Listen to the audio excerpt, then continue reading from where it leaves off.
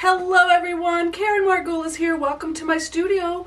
It is fall here in North Georgia where I live, and I always get excited to paint the changing seasons. And fall foliage, trees in autumn glory are one of my favorite things to paint. But it's not always so easy. So what I want to share with you today are 5 simple steps to painting an autumn tree. We'll be painting a red tree and we're going to get it glowing with that wonderful red autumn color. So come on closer.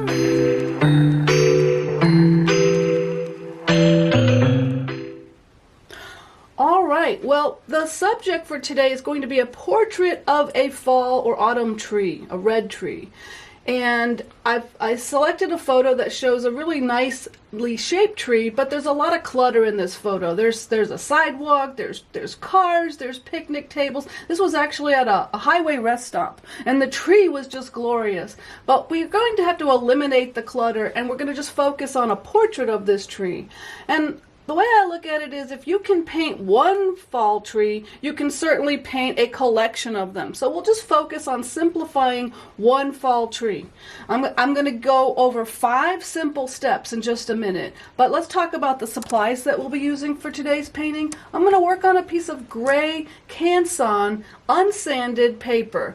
I'm working on the smooth side. Now I know a lot of artists don't really like to work on Canson. They find it challenging, preferring sanded paper because you can get more layers on sanded paper.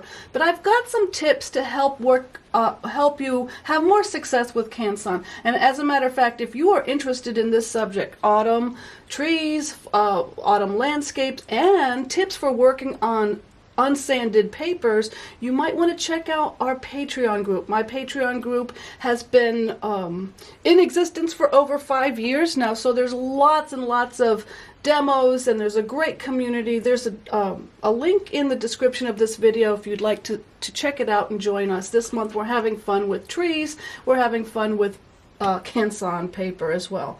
All right, as far as pastels, let's have a look at the pastels. I've pre-selected a grouping of pastels. Now these are mostly Terry Ludwig pastels, a couple of Diane Townsend pastels, soft form pastels. There's not very many here because we don't really need very many to paint this tree. We have a selection of some harder pastels and a pencil for the initial drawing. I have a continuous spray bottle filled with rubbing alcohol, and we'll be using that as a fixative to help develop layers on the Canson paper. All right, let's talk about those 5 steps and then we'll get started. Very simple. First thing we're going to do, we're going to draw the shape of the tree. It is the outside or the silhouette of a tree that really tells the viewer what kind of tree it is. Is it a palm tree? Is it an oak tree? The silhouette tells a lot of information. So we're going to draw the shape. We're going to figure out where the light is coming from. Now in my photograph, it's not a very strong feeling of light. It was kind of a gray day. So I'm going to choose where the light is coming from so that I can create a brighter, more sunlit tree, and we'll talk more about that. So step number two, very simple. We're going to block in the dark areas. That's going to be mostly in the tree and the trunks and branches. And we're going to decide about the background. Now we're going to just simplify it and put down some color for today's background, but we need to consider the background early on so that we don't look like our tree has been cut out and pasted on. Number 3, we're going to start building the layers by adding middle values. Middle values will start to define the shape of the tree, give it some volume. And then number 4, this is the fun part, we're going to illuminate the tree. Now I would like to say we're going to add the light, but I don't want to be confusing because we're not going to add light values actually. We're going to illuminate the tree in a very special way. And then 5, we're going to add the details. Just a few to just help the viewer figure out what kind of tree this is. And that's it. That's 5 steps to a autumn tree. All right, so I'm going to move this out of the way and we will get started. So what was step number 1? It was to draw the shape. I'm going to just give a little indication of where the foreground is. I would have selected a portrait format for this tree, but it's not as easy to video a portrait format. It's harder to see, so I'm going to just stick with the landscape format, but I'm going to let it go off the page so that it doesn't look like it's, so our tree doesn't look like it's confined. This type of tree portrait really does better with a landscape format, but for the purpose of today's demonstration, it's going to work just fine. So I'm going to have it go off the page so it doesn't, again, look like it's constricted. And then we're going to just indicate a few extra trees in the background just to give it a sense of place. It's really all about this big tree right here. I'm going to just kind of indicate where some of the main branches are, and of course where the trunk is. And that's the extent of the drawing. Now we have to decide where the light is coming from. And I'm going to just take a piece of yellow pastel and make a little sun and say that let's assume that our light source is coming from the upper right hand side, illuminating mostly the right hand side of the tree. That's going to help us decide where we illuminate this tree. All right, now we're moving on to step 2, which is to block in the dark. Block in the dark. Now I'm going to start by taking a blue, dark blue pastel, and indicate where my main trunk and branches are. And one point about this is I'm putting them in, but I will actually end up covering a lot of it up. But I want to start on the structure of this tree so we can get an idea of where the foliage masses will be.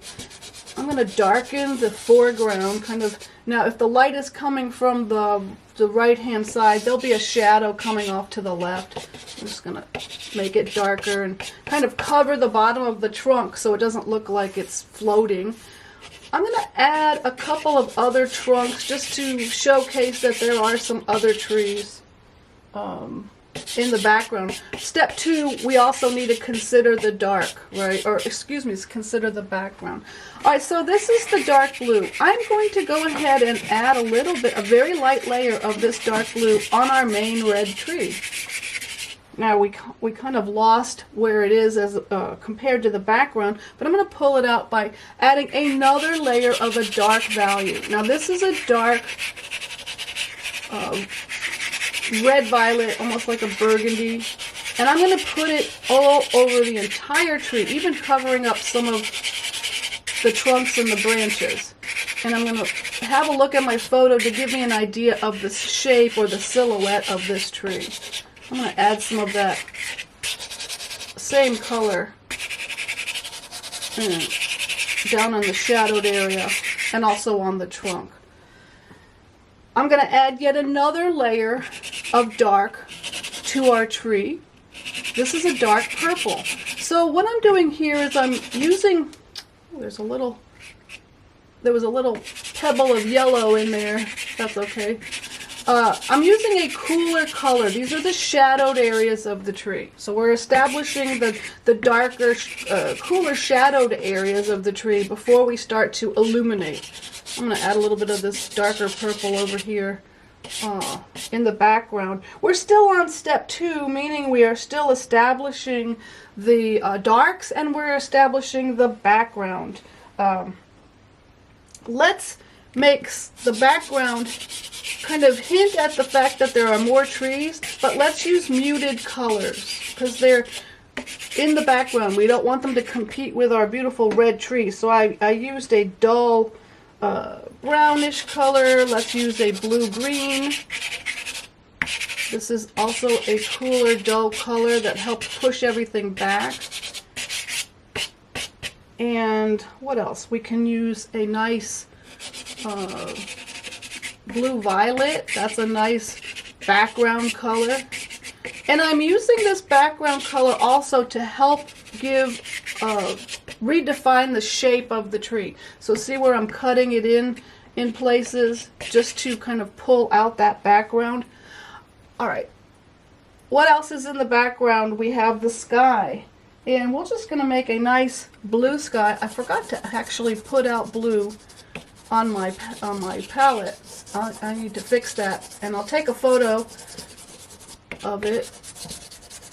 I like to pre-select my pastels and put them in a tray of some sort so that I can easily find the colors that I'm using.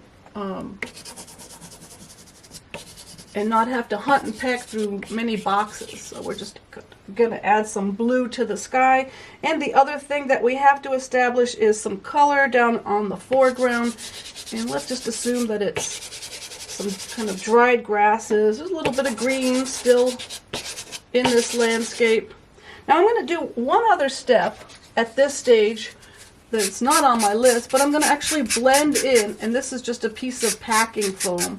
I'm going to blend in this layer that I just established because I want to have a very nice soft, out of focus underpainting. That's going to allow me to decide where I'm going to put the focus and the detail. Also, if you're working on a very light tone paper, it helps cover up those light areas. In this case, this is a nice middle gray, and I'm not really worried about covering up that middle gray, but I do want to have the ability to have this nice softness so I can really make our tree come alive. So now we're on step 3, adding the middle values. So what I'm going to do is take a middle value red. I'm going to pay attention to the shape of the tree a little bit more than I have been. And I'm also thinking about these different masses of foliage on this tree. You can call them like pads of foliage and where they are. So some of them come across the trunk like this. We don't want fingers though, right? We want them to be different shapes and sizes and width. I'm going to pull that tree shape right off the page. I'm going to add a little bit of red, like there's a hint of another red tree. That's just to give it a little balance. Now one thing that I am discovering is I've kind of lost those dark shapes. So even though this is not on our list, I'm going to go ahead and reinforce, excuse me, the darker areas. And while I'm at it, I need to reinforce my trunk and some of the main branches.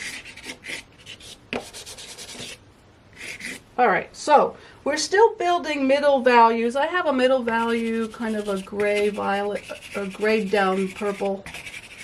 Add some of that in the shadowed areas of our tree. Maybe hint at some other color over here on the right. We're still on step 3, adding the middle values. So I'm going to add a little more color to the sky. This is kind of a middle light value, and I'm going to use the sky color at this point to start to add the sky holes to our tree. We're just going to use that blue and carve into our tree shape just to give it a little bit of air. This is a fairly dense tree. You know, there's quite a bit of foliage on this tree. It's not a very airy tree, right? It's not lost a lot of leaves as of yet. So I don't need a whole lot of sky holes. I'm going to put them in and see how I'm just tapping them out with my finger. And that's just to soften them so that they're not so obvious. We want them to be a little more subtle. Alright. Now, I'm ready to illuminate this tree. This is the fun part. This is step 4. And I know I'm going to add just a little bit of yellow ochre to the foreground and a little bit of red, reddish brown, just to add a little more color. Alright, now I'm ready to illuminate the tree. This is the fun part, as I said. How are we going to do it? Well, because I'm working on Canson unsanded paper, I'm getting to the point where I'm not having as much tooth, meaning I can't get as many layers. I'm filling the tooth of the paper. And as I start to add more, the colors sort of mix together and I don't get crispness. I also want to have a feeling of texture. And in the past, I've used workable fixative at this stage so that I could build more layers. I used to use Blair, well, I still have 2 cans left, but Blair very low odor fixative, which has, I'm told, been discontinued. So what I'm using now is a continuous spray bottle filled with 70% rubbing alcohol. And I'm going to give it a quick spritz. Just my tree. We'll do a little bit over here. You don't want to get it too wet. If you get the alcohol, if you spray too much, it will actually liquefy your pastel and it'll start to run That's kind of cool. It gives some really interesting effects, and I do that occasionally. But in this case, my goal is to fix the darks. Notice how it got the dark areas slightly darker. I want this effect to happen because once it's dry, in just a minute, I'm going to go back over with other layers of pastel, and I want the darks to stay nice and dark and rich. I don't want the lighter colors that I'm going to add to mix with the darks, right? I don't want them to get all muddy and dull. So we're going to let that dry for a minute. While it's drying, I'm going to take a, this is actually a black hard pastel, and I'm going to go back and reinforce some of the branches. This particular tree has very dark trunk and branches. So I'm actually going to use black, and then I'm going to go back over it with a little bit of blue just to give it more interest. Why not do a little bit of purple? My paper started to buckle slightly due to the wetness of the alcohol, so all I need to do is just kind of take it off the tape hinges and straighten it out a little bit. All right, now we're ready to illuminate. So what we're going to do, and this is the part that's so exciting, to get this tree to glow, we are actually not going to use lighter values. We're actually going to use brighter, more intense color. So we're sticking with red. This is a red tree, and I'm using a warmer, more intense red, not a lighter value of red. You think, oh, you know, we're going to paint light, so we need to use a lighter value. If we want something to glow with warm sunshine, we are going to actually use a warmer color rather than a lighter value. Now, this is the part that I really like, because it's hard probably to tell in the video, but as I'm putting this warmer, more intense color on top of the layers that I fixed with the workable fixative, let's just add a little bit over here and you can see, it just skips over that darkened area, leaving little broken bits of color. So it gives us the illusion of having foliage without us painting every single leaf. Here's one that's just a little bit darker. I'm just going to reinforce some of those darker areas. Now, I'm going to take it up a notch and I'm going to go even warmer. So this is a little bit more orangey.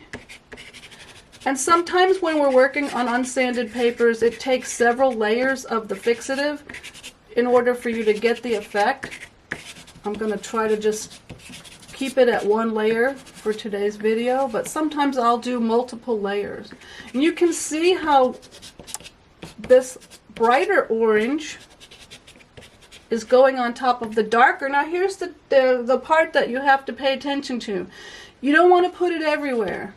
If it's everywhere, then it loses its impact and it will flatten out the tree. You want to think about, well, where is the foliage of the tree? Sometimes the foliage goes in front of the trunk. So let's add, now I'm going to go a little bit.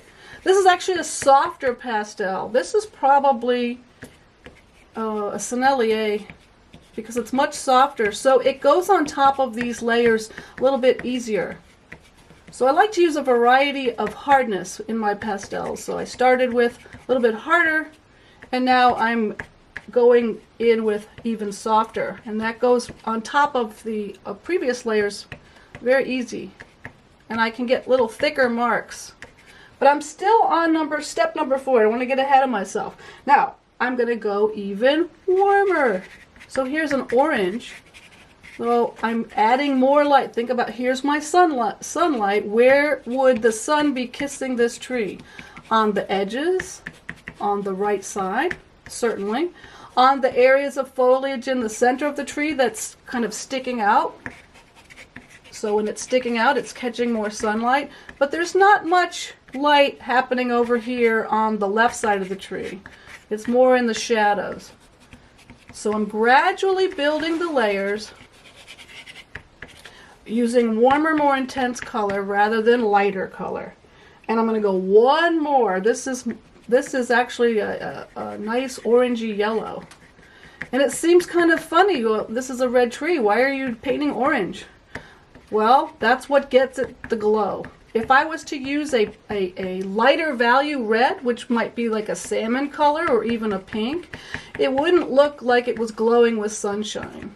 That would actually work if it were a moody, kind of cloudy day, but if you're trying to get sunshine, you need to go warmer and more intense. All right, again, you got to have some control, because if you put that warm color everywhere, you're going to flatten out your tree. All right, we're on step 5. And step 5 is simply adding the details and refining the shapes. So we're going to go ahead and add a little, I'm going to add a little brighter blue to our tree trunk, just because the orange and the blue play so nicely together. It makes it a little more interesting. I'll add a few indications of trunks over here. Remember, this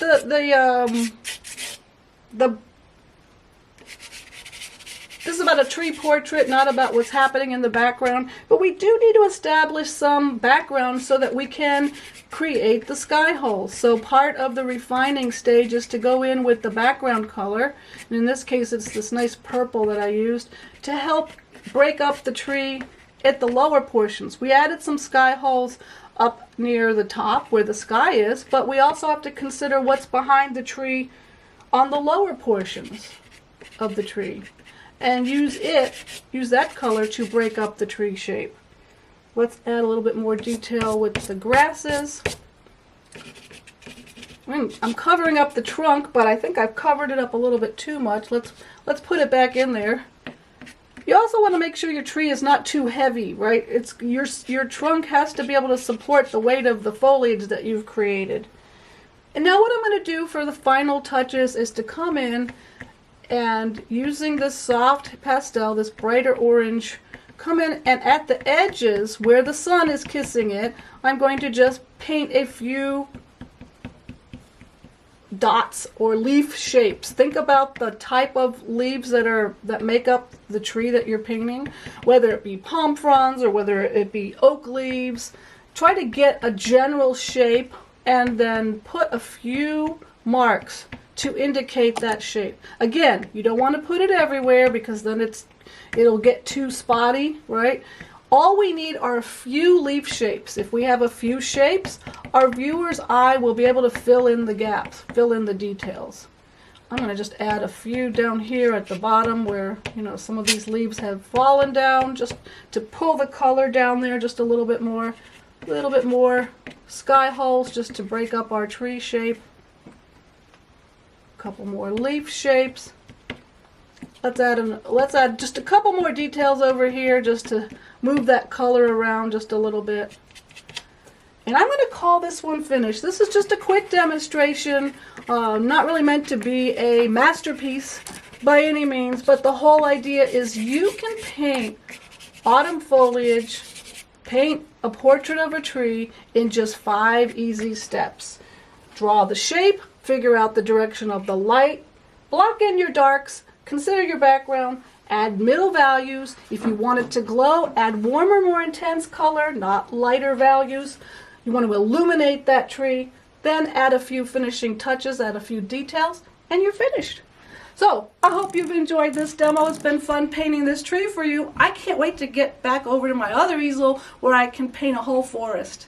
If you like what you see here, please consider joining me over on Patreon. I'd love to have your support there. Thanks for watching the video. Go ahead and share, go ahead and like. All of your comments help elevate this video and share with more pastel friends. So thanks for watching, and I'll see you next time.